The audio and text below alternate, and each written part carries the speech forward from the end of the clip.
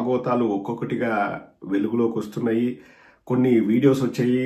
ఇంకా అతను బూతులు మాట్లాడే ఫోన్ రికార్డింగ్లు ఒక 10 దాకా బయటకు వచ్చాయి. ఏదో ఒక అమ్మాయి అతనికి గోల్డ్ చైన్ ఏదో గిఫ్ట్గా ఇస్తూ ఐ లవ్ యూ అని చెప్తే నువ్వు నా వైఫ్ లైఫ్ నైఫ్ అని చెప్తే వచ్చాయి. సో అవి నాకు చూపించడం నాకు ఇష్టం లేదు. బికాజ్ అవి బాగున్నప్పుడు వాళ్ళు తీసుకున్నారో what ever it is something అయితే జరుగుతుందండి. అండ్ పర్సనల్ ఇష్యూ అయితే పర్సనల్గా పెట్టుకోవచ్చు. ఆవిడ బయటకు వచ్చి నేను ఏదైనా అఘాయిత్యం చేసుకుంటాను, నేను చనిపోతానంటేనే మనం సపోర్ట్ చేస్తున్నాం. పోలీసులకు కూడా మనము రిక్వెస్ట్ చేసింది ఏంటంటే ఒక ప్రాణం చాలా విలువైంది, ప్రాణం కాపాడండి. తర్వాత ఎవరిది తప్పుంది ఎవరిది ఒప్పుందని వాళ్ళు డిసైడ్ చేస్తారు. ఎవరికి తోచినట్టు వాళ్ళు మాట్లాడతారు.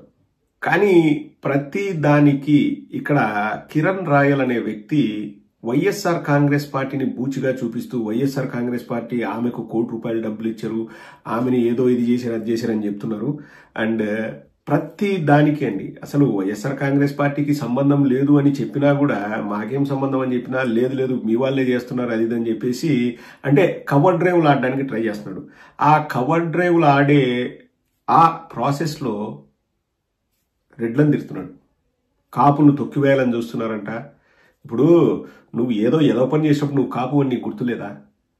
ఈరోజు నువ్వు చేసిన పని ఏదో పని అని చెప్తుంటే నువ్వు కాపు అన్న విషయం నీకు గుర్తొచ్చిందా? ఈ రెడ్డి గారు అంతా చేస్తారు, రెడ్డి గారు నమ్మకూడదు, ఆ అమ్మాయి కూడా రెడ్డి, ఆ అమ్మాయి రోజా గారికి బంధువు, ఎక్కడెక్కడికో తీసుకెళ్తున్నాడు. అసలు నువ్వు ఆ అమ్మాయి దగ్గర డబ్బు తీసుకున్నావు, వాట్ ఎవర్ ఇట్ ఈస్ నువ్వే ఒప్పుకుంటున్నావు, కొంచెం ఏదో డబ్బులు తీసుకున్నావు చిట్టీలు గిట్టీలు అది ఇదని. ఆ రోజు మరి నీకు రెడ్డి గారు అని తెలీదా? ఇప్పుడు చిట్టీల వ్యాపారం చేసినప్పుడు నువ్వు రెడ్డి గారు అని ఆ రోజు తెలీదా? ఎట్లా డబ్బులు తీసుకున్నావు? ఒకటండి అసలు అనవసరంగా ఒక రాజకీయ పార్టీని ఇన్వాల్వ్ చేస్తున్నాడు. రెండవది కులాన్ని ఇన్వాల్వ్ చేస్తున్నాడు. ఇన్వాల్వ్ చేస్తూ ఇక్కడ ఏదో సింపతి ప్లే చేయాలని చూస్తున్నాడు. ఏదో కాపులం కాబట్టి మమ్మల్ని కాపుని తొక్కాలని రెడ్లు ట్రై చేస్తారు, రెడ్లు దొంగనా కొడుకులు అది ఇది అని చెప్పేసి నిన్న ప్రెస్ మీట్లో మాట్లాడాడు. ఎంతవరకు సమంజసం అండి? ఇప్పుడు 1, 2 కాదండి, ఇతని బాగోతాలు ఒక్కొక్కటిగా బయటకు వస్తున్నాయి.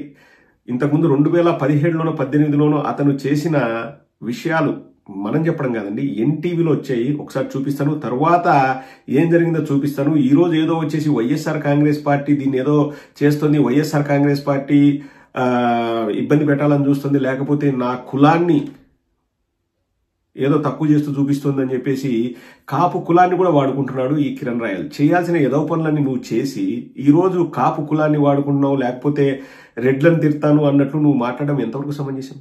వీళ్ళ మెంటాలిటీ ఎంత దరిద్రంగా ఎంత జుగుప్సాకరంగా ఉందనేది మనము ఏదో డైరెక్ట్గా మనం చెప్పి అతను తిట్టాల్సిన అవసరం లేదు. మళ్ళీ చెప్తున్నాను కదండి, ఏదైనా పర్సనల్ విషయాలు ఉంటే కోర్టులలో తేల్చుకోవచ్చు, లేకపోతే ఇప్పుడు మాకు అధికారం వచ్చింది కదా అని చెప్పి వాళ్ళు బెదిరిస్తూ ఉండొచ్చు ఆమెని.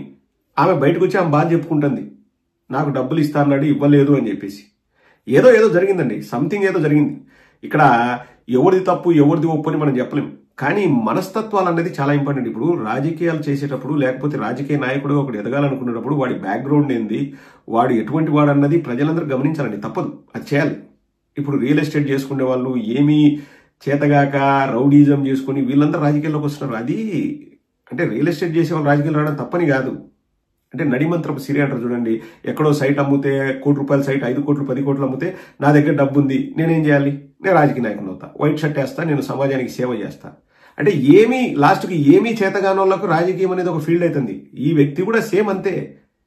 చిట్టీల వ్యాపారం అంటాడు, అదంటాడు ఇదంటాడు.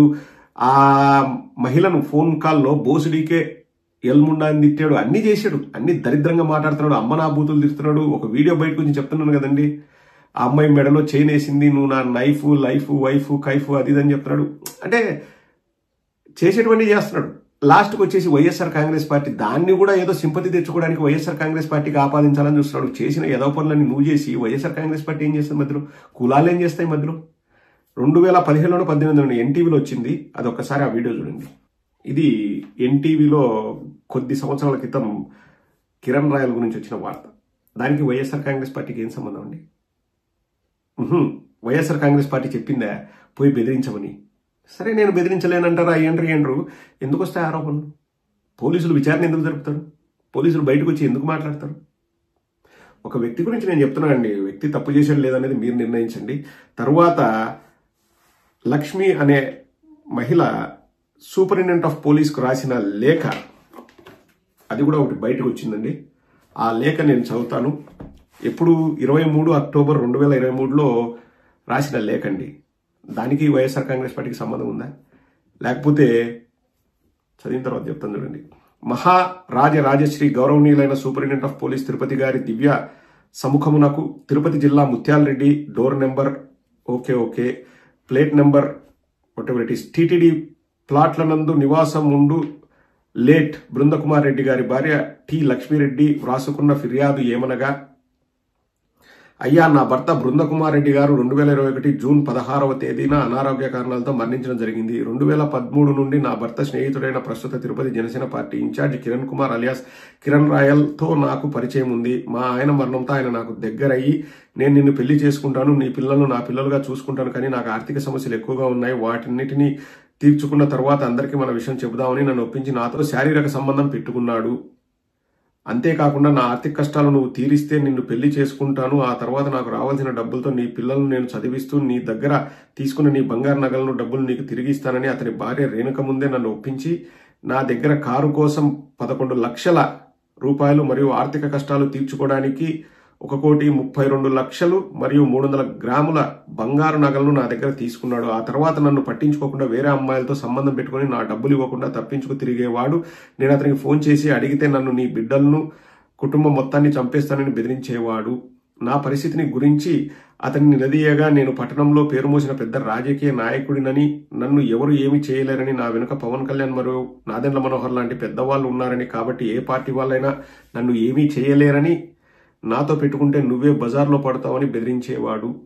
కిరణ్ కుమార్ అలియాస్ కిరణ్ రాయల్ అన్ని వ్యసనాలతో పాటు నాలాంటి చాలా మందిని మోసం చేశాడు అనడానికి, అతను తీసుకున్న డబ్బులకు నాతో పెట్టుకున్న అక్రమ సంబంధానికి, నన్ను బెదిరించడానికి సంబంధించిన పూర్తి వీడియో మరియు వీడియో వాట్సాప్ చాటింగ్ అన్నింటినీ మీకు ఆధారాలుగా సమర్పిస్తున్నాను. నిన్న అనగా 22 అక్టోబర్ 2023 నాడు నా పరిస్థితి గురించి కిరణ్ కుమార్ అలియాస్ కిరణ్ రాయల్ కి కాల్ చేయగా, నన్ను చెప్పుకోలేని, వ్రాయలేని అశ్లీలకరమైన మాటలతో దూషించి నన్ను, నా పిల్లలను చంపేస్తానని బెదిరించాడు.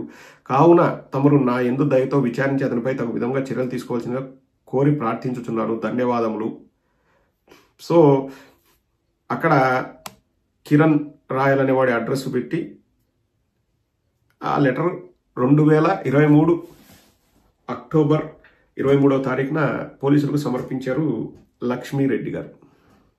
సో ఇక్కడ ఎవరిది తప్పు, ఎవరిది ఒప్పు, ఎవరు మంచి, ఎవరు చెడ్డ అని చెప్పడానికి మనకు ఆస్కారం ఉండదండి. ఇది ఒక రోజులో 2 రోజుల్లో జరిగింది కాదు, ఎప్పటి నుంచో ఉన్నట్లుంది. అండ్ ఎవరు మంచోళ్ళు ఎవరు చెడ్డోళ్ళు అన్నది పోలీసులు, కోర్టులే నిర్ణయిస్తాయి.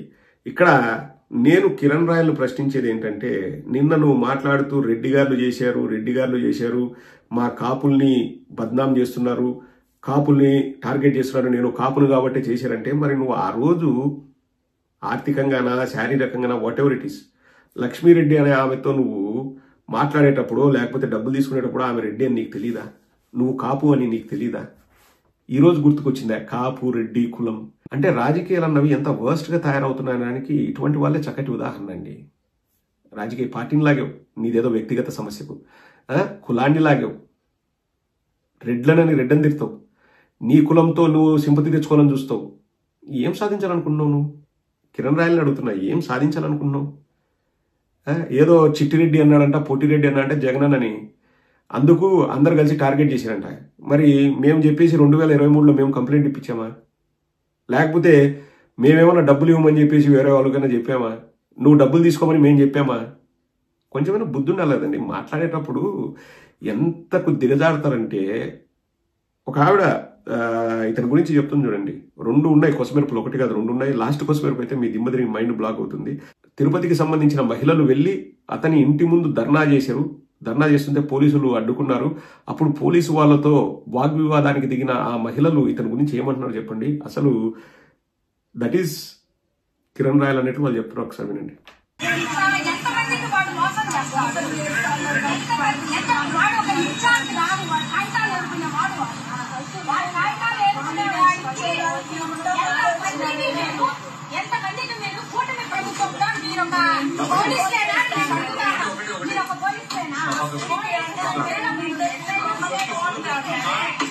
వాడికి సపోర్ట్, వాడికి మీరంతా సపోర్ట్ రాకూడదు. వాడి మహిళలకు మేము న్యాయం చేసేదాన్ని కానీ మేము అన్యాయంగా చేయలేమండి. మాట్లాడతాను. వాడికి ఒక ఇన్ఛార్జ్ అనే పదవి ఇచ్చినప్పుడు